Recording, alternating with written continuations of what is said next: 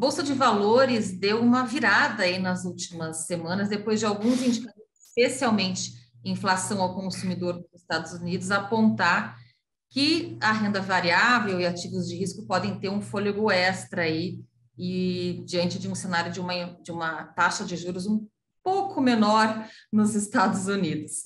Para conversar um pouco sobre o que fazer diante desse cenário macro e como o Ibovespa tendo uma alta aí nos últimos dias de 8, 9%, eu converso com João Luiz Braga, que é sócio fundador da Encore, é uma gestora que tem em torno de 350 milhões de reais e uma expertise em ações. Eu sou Carla Potorno, jornalista do broadcast da Agência Estado, e agora começa então o programa Cabeça de Gestor. João, seja muito bem-vindo aqui no programa. Estou louca para entender como que vocês estão vendo esse cenário com a bolsa em alta, se o investidor pode começar a voltar com um apetite no máximo aí para mercado de ações, e entender como é que vocês estão surfando aí essa alta. Carla, muito obrigado. Um prazer participar. Contem sempre comigo aí com a Encore. Vamos falar um pouquinho sobre esse movimento recente da Bolsa. A gente ainda está com a cabeça bem otimista para o Brasil, né, em relação a vários assuntos, mas e toda vez que eu falo isso, o pessoal, pô, João, mas você não está vendo tanto de notícia ruim que tem por aí, eleição. Tá. Eu falei assim, a gente está vendo, mas o nível de valuation, o patamar do preço das ações está tão baixo que tolera muito desaforo. E somado com um fator lá nos Estados Unidos, que aí eu estou menos otimista, tá? Assim, nos Estados Unidos eu acho que a coisa ainda pode ter um susto quando uma recessão vier, que eu não acho que estamos em recessão lá ainda, as coisas lá, a atividade lá ainda está forte. Mas somado com o ambiente nos Estados Unidos que o pessoal está tão pessimista por causa da possibilidade de uma recessão e tudo aquilo ali, e o posicionamento dos fundos e dos investidores americanos tão leve, isso fez com que notícias ruins não fizessem mais a bolsa cair, né? Tipo, você pega desde julho, uma coisa muito curiosa que aconteceu, né? Notícia ruim não fazia mais a bolsa cair. Você pega o print de inflação americana do mês passado, 9,1, dia 13 de julho, se não me engano, foi uma notícia péssima. Eu mesmo olhando para a tela, falei, meu Deus do céu, o mercado vai reagir mal. E não reagiu bem. A própria recessão técnica, que saiu mais para o final do mês, a temporada de resultados americanos, que está acabando agora, que a temporada passada, né, tipo, de 3 meses atrás, era o que eu brinquei, que parecia aquela série da Netflix, o Round Six, lembra do Batatinha feito 1, 2, 3? Cada empresa soltava o resultado, pum, morria, caía 20%. No dia seguinte, o resultado morria. Aí chegou nesse trimestre e foi o exato oposto. As empresas, mesmo as que reportaram pior que esperado, na média até subiram, né? E tudo isso vem de um posicionamento extremamente leve. Você olha, por exemplo... Você diz tanto em ações lá fora mesmo, quanto fundos estrangeiros no Brasil, é isso? Os fundos estrangeiros do Brasil até compraram bastante, compraram quase 80 bi no ano. Vamos separar os dois, que é até bem importante. Lá, eu digo bem lá fora, assim, você pega o posicionamento dos institucionais, dos fundos, né? Por exemplo, nos futuros de bolsa americano, é o menor nível da série histórica. Né? Hoje saiu o FMS, que é uma pesquisa do Bank of America muito legal, do estrategista que chama Harnett.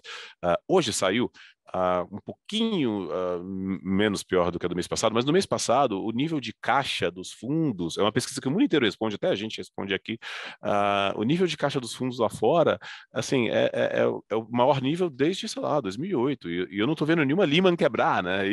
E mesmo assim o nível de caixa é gigantesco. Então, como hoje tem muito mais os fundos quant, né, fazendo preço para os dois lados, acaba acontecendo essas coisas, né? Os pêndulos de mercado, eles exageram bastante mesmo, para um nível de pessimismo, ou certamente algum dia para um nível de otimismo também. Então, com um posicionamento super leve, acaba isso, né? Assim, quem vai vender, né? Se a notícia ruim, não tem venda, né? Um outro exemplo disso, geralmente em crises, um excelente hedge é comprar volatilidade, né? Eu não quero ser muito técnico aqui, mas a volatilidade que o mercado espera para o futuro geralmente explode em crises. E essa queda da Bolsa até esses últimos 1 mês aí que voltou, a volatilidade não foi um bom hedge. A volatilidade ficou baixa, não explodiu como em qualquer outra crise. Por quê? Porque não teve esse movimento de venda stop generalizado que a gente vê em crise, como a gente viu no Covid, como a gente viu em 2008 e tal. E é isso, tá para um ambiente muito leve. E aí o mercado começa a voltar, o que acontece? Né? No final do dia tem um monte de ser humano aí operando e sentindo as emoções e os vieses, né? E aí fica aquele medo de underperformar porque a bolsa está subindo, né? Você sai comprando, isso triga mais alta. A gente viu bastante esse movimento lá fora. E, de novo, o motivo fundamentalista foram resultados que foram certamente melhor que esperado, tá? A galera estava morrendo de medo da temporada de resultados lá fora e não veio tão ruim. Esse medo de, já estamos numa recessão? Não, ainda não, né? Empurra um pouco para frente. Acho que o problema talvez seja um pouco mais para o começo do ano que vem. É por isso que eu ainda não consigo ficar super otimista lá fora. E Aqui aqui, o, João? aqui a cabeça é outra, né? Aqui a gente entrou mais cedo ah, na, no, na, na, na, na, na- na política monetária mais restritiva, né, o que permitiu que a gente também tivesse uma inflação que já começa a se melhorar antes, né, desde o dia 25 do mês passado, mais ou menos, qualquer print de inflação que você pegar aqui não só foi bom, né, mas foi melhor que o esperado pelos economistas, então isso certamente tem já algum impacto de política monetária também. Os valuations aqui certamente são muito mais exagerados para baixo do que lá, né, porque a gente teve um ano passado péssimo aqui e lá não, né, lá teve um ano bom. Uh, e eu também acho que aqui as pessoas estão muito leves, né? O nível de resgate dos fundos, né, nos últimos, no último ano, o nível de posicionamento das pessoas físicas, tudo isso caiu muito, muito, muito, muito. Quem salvou a vida aqui no ano foram os gringos, que entraram, como a gente falou, entrou quase uns 80 bi de reais. Eu não queria nem imaginar onde estaria a bolsa se não fosse esse gringo que comprou, tá? E faz um certo sentido, eu acredito na minha cabeça, que esse movimento do estrangeiro investindo no Brasil continue. Uhum. Agora, isso por conta principalmente dos valuations, você já lembrou, né? A gente está aí no meio, iniciando uma corrida presidencial que geralmente traz muita volatilidade para o mercado.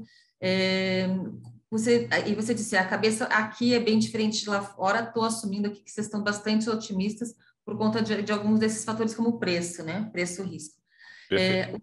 O que mais deixa vocês brilham os olhos hoje no mercado de ações e que pode, né, é um argumento interessante para quem não está, botar um pezinho dentro do mercado? Tá, começando de cima para baixo, né? Que eu diria assim, do global, do macro no Brasil, né? Dos Uhum. valuations, entrando depois dos micros, né? Assim, o patamar, eu tenho começado a falar, quando eu bato papo com o pessoal que quer falar um pouco sobre bolsa, eu começo a falar assim, cara, se você pudesse voltar no tempo, né, você compraria a bolsa no low do Covid? Você compraria a bolsa em fevereiro de 2016? Você compraria a bolsa em março, em janeiro, sei lá, 2009, né, que foram momentos que a bolsa deu momentos de grande reversão na bolsa. A pessoa, obviamente, claro que eu compraria. Hoje, o patamar de valuation implícito aí nas empresas é igual desses níveis. Assim, eu estou vendo um patamar de valuation que eu só vi 4 vezes na minha vida, que foi 2002, 2008, 2015 para 2016 e no Covid. 2002, a preocupação com a eleição do Lula, é paralelo agora de novo, né? A gente já fala sobre isso. 2008, a pior crise, sei lá, pior que 29. 2015 para 16, desde quando alguém começou a registrar um PIB no Brasil, foi a pior recessão da história. E Covid não precisa nem falar, né? Foi uma pandemia. E a gente está no mesmo nível de preços hoje. Então, eu não sei quando vai subir. Se brincar, já até começou, né? A bolsa bateu de 96 mil pontos, já está 112, sei lá, 110 mil pontos. E eu não sei quando, mas assim, nesse patamar é certamente se para quem pode, né, pegar aquele dinheiro que não vai precisar, colocar, esperar e tal, eu acho que é uma oportunidade excelente, como foram esses outros exemplos. Então, assim, para começar, esse é o pano de fundo. Mas tem vários outros motivos que me deixam otimista. Por exemplo, com a história de por que o gringo entraria agora, né? O nosso juro aqui está bem mais alto. O juro real aqui é bem mais alto que em qualquer lugar do mundo, né? E isso dá um certo conforto em que a moeda não desvalorize muito, né? Porque o estrangeiro não gostaria de entrar no Brasil. Beleza, eu gostei dos valuations, eu quero tentar pegar os valuations baratos, mas ele pensa em dólar, né? Sair com menos dólares porque o real desvaloriza não é legal. E então, como eu nem sei para onde, assim, você sabe que tentar prever para onde o real vai é assassinato de reputação, né? Então, eu não vou dar nenhum call no real aqui, mas eu acho que o real está gordo no sentido de valorizar por causa do juro relativo. Então, dá mais confiança para o gringo vir.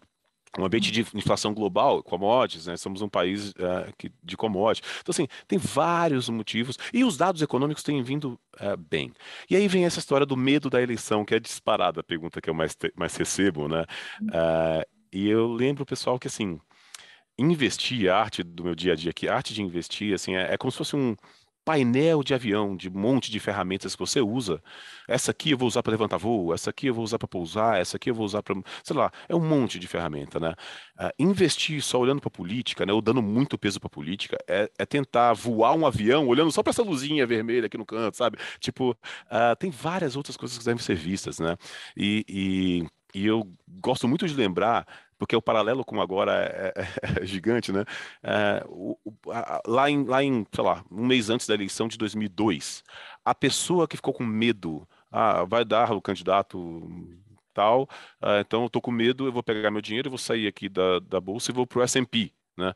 Essa pessoa que fez isso em 2002, ela deixou de ganhar uma alta que a nossa bolsa aqui em dólar, né, que é o EWZ, a nossa bolsa aqui em dólar subiu 1.100% a mais que o S&P do final de 2002 até mês de 2008. 1.100% a mais que o S&P, que também subiu, tá?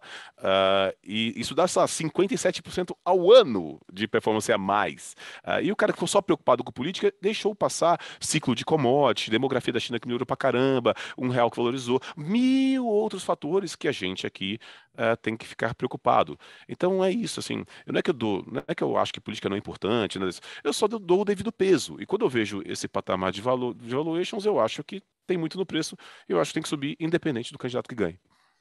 Você falou um pouco de commodity, eu queria saber se vocês têm posição hoje em commodity e na bolsa e quais são as empresas e por quê.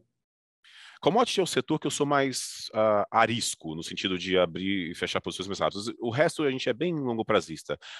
Então eu vou te contar, mas assim, a minha opinião pode mudar amanhã. É aquilo que eu brinco que eu sou pago para mudar de Tem opinião.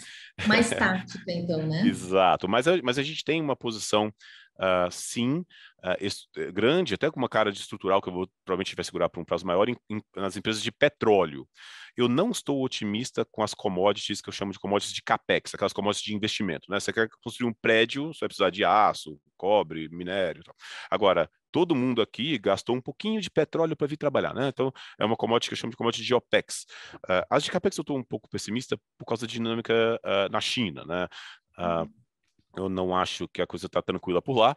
E, e, e, e é curioso, né? Países, democracias, eles têm um estímulo, acontece que as pessoas dão um estímulo antes da eleição, né? Para tentar ganhar a eleição, tal como a gente viu aqui, como a gente viu nos Estados Unidos, como a gente viu em vários lugares.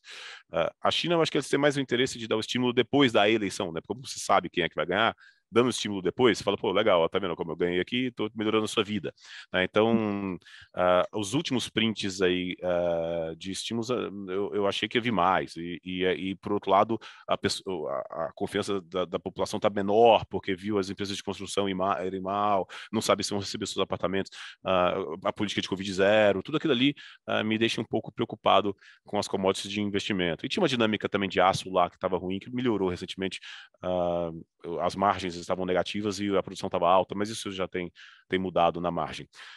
Então, quando eu olho para isso, eu fico um pouco mais. E obviamente o cenário de recessão global é péssimo para essas empresas, para esses capex de investimento. Já no caso do petróleo, por causa de anos de subinvestimento, até acho que pode cair por causa de uma recessão, no curto prazo, aquela coisa, mas para qualquer lado que eu estudo, me parece muito desbalanceado a demanda que vai continuar crescendo para o nível de oferta, e pela dependência de um certo país, né? Enfim, tudo aquilo ali que não é um cenário que a galera gosta hoje. E quando você reduz, por exemplo, o consumo de gás na Europa, mesmo com uma recessão que vai vir, com queda de demanda por causa de um problema que eles vão ter por lá, talvez o consumo de petróleo suba, né? Porque você tem menos gás, o que você consegue transportar melhor é o petróleo.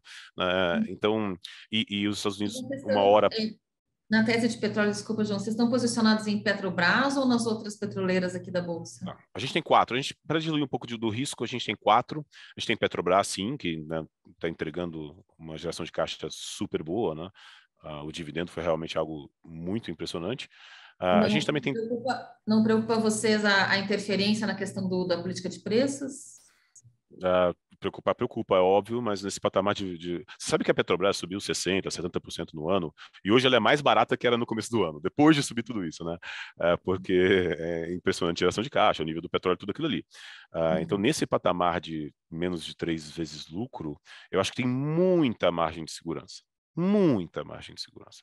Então, eu sei que tem esses riscos, né? Mas a gente não tem uma posição gigantesca, a gente tem 5% do fundo, mas acho porque a gente acha que é muito no preço. E a gente também tem PetroRio 3R, que são minors, né, são empresas menores, mas que a gente acompanha muito de perto e acha que o petróleo implícito nelas é tipo $40, é super barato, então são bons carregos. E a gente tem uma operação lá fora que tem mais a ver com investimento em petróleo, mas no curto prazo ela flutua com petróleo, que é Tenaris, que faz os tubos que você precisa para investir em petróleo, que a gente acha que o investimento em petróleo certamente vai subir bastante por causa dessa dinâmica dos últimos anos, e a Tenaris se beneficia disso porque ela tem, sei lá, 37% de market share global nesses tubos, então ela está bem posicionada.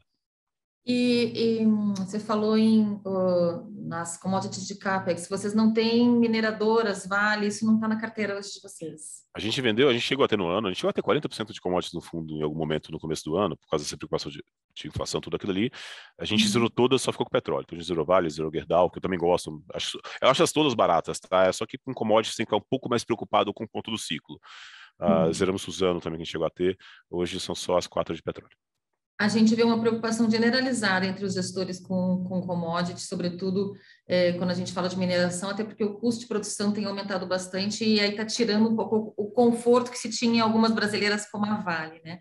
A gente está Exato. quase chegando no fim aqui do programa, mas eu quero te perguntar quero que você enuncie duas ações da tua carteira. Uma que foi a estrela aí do resultado em julho. Julho foi um mês bom aí para vocês, né? Uhum, sim, No fundo. sim. E uma ação que foi detratora que vocês se decepcionaram, que, né, surpreendeu negativamente. Bom, boa pergunta. A gente está com uma carteira, por mais que eu estou aqui super otimista e tal, e a gente está 100% comprado no Encorações, no nosso fundo de ação, mas a carteira não está super atacante, não, tá? A gente tem bastante coisa defensiva, como por exemplo, a nossa maior posição é a Eletrobras, que desde quando a gente montou está indo super bem, aí quando o mercado vai muito bem, ela fica mais de lado, né? Porque ela tem um perfil mais defensivo. Por outro lado, os nossos atacantes, como o Mercado Livre, o Mercado Livre foi super bem, né, nos últimos 1 mês e meio. Então, eu diria que nesse período que a Bolsa foi super bem, é natural que as nossas defesas fiquem um pouco para trás, né? Que foi o caso de uma Ipera, que a gente gosta bastante, mas ficou paradinha enquanto outras voaram, ou até a própria Eletrobras, que é literalmente a nossa maior posição do fundo, que na nossa conta a gente vê uma taxa implícita de retorno de PCA mais 15 nela. E como destaque positivo, certamente seriam as atacantes, como o Mercado Livre, que foi super bem, soltou um resultado super bom, subiu 16% no dia. É muito legal você ficar comprado em empresas que você gosta, que você sabe que o pessoal é competente e entrega resultado. Mas é isso, a gente tá navegando ainda uma carteira que tem 20% de petróleo, que contrabalanceia bem os 30% de atacantes, né, como o Mercado Livre, como o Pets, como TOTUS, e no meio 50% de empresas mais antifrágeis, mais defensivas, como a Eletrobras, algumas do setor elétrico, Açaí, Ipera e outras. Alguma mudança importante que vocês veem que precisa fazer na carteira nas próximas semanas? Boa Aí pergunta. tem uma questão de eleição, né? É porque eu brinco que eu acordo pensando e vou dormir pensando e sonho pensando exatamente neste próximo movimento, que eu acho que tende mais a ser para o ataque do que para Uhum. defesa. E aí, como tem esse probleminha que eu ainda acho que os Estados Unidos pode ter uma outra correção, apesar de toda essa bolsa muito forte por lá, eu fico pensando se não vai ter um momento melhor para atacar. Mas, dito isso, as atacantes que eu não fiz ainda esse movimento foram super bem nesse último mês e meio, né? Então, assim, eu diria que o próximo movimento é mais pensar no ataque. Dito isso, é muito confortável, né? Eu sou o maior cliente da Encore, então assim, o meu dinheiro está junto dos clientes aqui, né? Então é muito confortável, como investidor ou como gestor da Encore, para mim, ter uma carteira que consegue estar comprada, né, porque tem muita oportunidade, mas ao mesmo tempo se defende, e eu gosto dos dois lados, né? Eu gosto da tese de petróleo de longo prazo, eu gosto dos atacantes que eu acho baratas, e esse meio do caminho aqui, por exemplo, as empresas do setor elétrico, na nossa conta aqui, dão na média IPCA mais 12. e são super defensivas, reguladas, nesses preços. Então, é muito confortável para o gestor ficar comprado. Então, eu não quero ser herói, eu não acho que a gente tem que ir para ataque logo, aproveitar que a bolsa é super barata e tentar pegar uma grande alta. Não, eu acho que já está super confortável ter uma carteira equilibrada e com retornos implícitos tão bons. Mas respondendo a sua pergunta, eu acho que o próximo movimento tende mais a ser para ataque. Até porque, se você vê o movimento dos juros, né, das últimas 2 semanas, o quanto o juro fechou, né, o juro longo, a NTNB, e se isso continuar acontecendo, né, se a inflação continuar controlada, se a gente tiver um cenário melhor, como parece que está aí, a gente virar o ciclo para começar a queda de juro, que deve ser algum momento ali no primeiro semestre do ano que vem, as atacantes, né, as de crescimento, as de duration longas, elas tendem a ir melhor. Então, eu acho que é esse movimento que eu estou na cabeça, mas eu ainda não comecei a fazer, não. Legal. Bom, mas acho que fica aí uma mensagem, digamos, subliminar, que é: você está otimista com o bolso, os preços estão bons, mas 50% da carteira está aqui em ações que você caracteriza, né, categoriza como defensivas. Muito bom, Exatamente. João. Muito obrigada aí pela tua entrevista, viu? Carla, prazer é meu. Contem sempre comigo e com a Encore. Me chama sempre que vai ser um prazer falar sobre bolsa. Amarei mais vezes. E a gente encerra aqui, então, o programa Cabeça de Gestor. O apoio técnico foi do Cláudio da Luz, da TV Estadão. A gente se vê no próximo programa. Tchau, tchau. Um abraço.